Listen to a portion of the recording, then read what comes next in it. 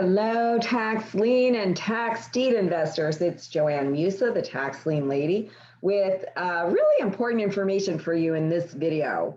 Most investors know the importance of researching tax sale properties before you bid, but what you do after you buy a tax lien or tax deed is just as important, okay? You heard that from me. That's a direct quote from yours truly. Okay, so why is that? Well, if you don't pay attention to state-specific responsibilities you have as a tax lien or tax deed investor, you could lose your money. That's right. Now, here's some typical things that might be required of you, the tax lien or tax deed investor, after you buy. Recording the lien with the county clerk. Now, in some states, you don't have to do that, and in other states, you do. Or deed, for instance. Sending a required notice of the tax sale to the property owner and any lien holders. Now, in a lot of states, you don't have to do this because the tax collector does it. But you know what? In some states, you do. And if you don't do it and you don't do it properly, even if you do it, but you don't do it properly, you can lose your investment. Hiring an attorney. In some states, you actually need to hire an attorney to do the noticing. All right, there's only a couple of states where you have to do that. But it's very important because guess what?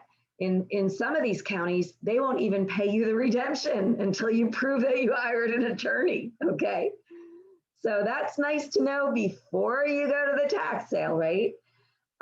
Sending a required notice of foreclosure. That's another thing that you have to do in a lot of counties or municipalities because, some states don't have big county government. So the tax lien sales or tax deed sales in all of New England and in New Jersey and in some parts of New York are not done by the counties, but by the towns. Or in the case of New York, by the counties and the towns can have their own sales, right?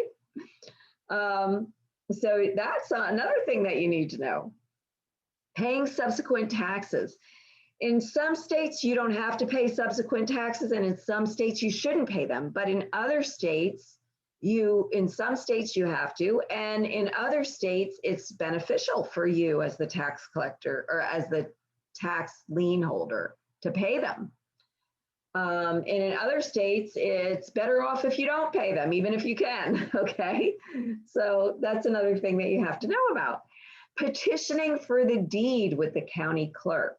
So in a lot of redeemable deed states, you don't actually go through a foreclosure, but you have to petition for the deed with the county clerk. And if you don't do that on time, you can lose your right to the property and lose your initial investment. Okay.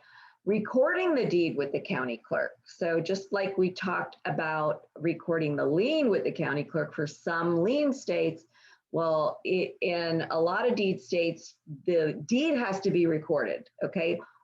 But some states, they do this for you and you get the recorded deed. You have to wait for it, but you get the recorded deed. In other states, the buyer of the deed, have to record it. Or even in some tax lien states, when you finally get that deed, it's up to you to record it. And if you don't record it in a specified amount of time, it's void and you lose your right to the property and lose your investment. You don't want that to happen, right? All this stuff is important. And clearing the title to the property. Now, you won't lose your investment if you don't clear the title, but you won't be able to sell the property in some states until you clear the title. Sometimes you have to clear the title. Sometimes that's done for you if you do a certain type of foreclosure. All this stuff is state specific. And you know what? I'm going to be doing a workshop on what to do after you purchase a tax lien or tax deed on June 26th. So if you want more information about that, just let us know. Send an email to support@taxlienlady.com and we'll give you the information. Okay, I'll see you on the next video.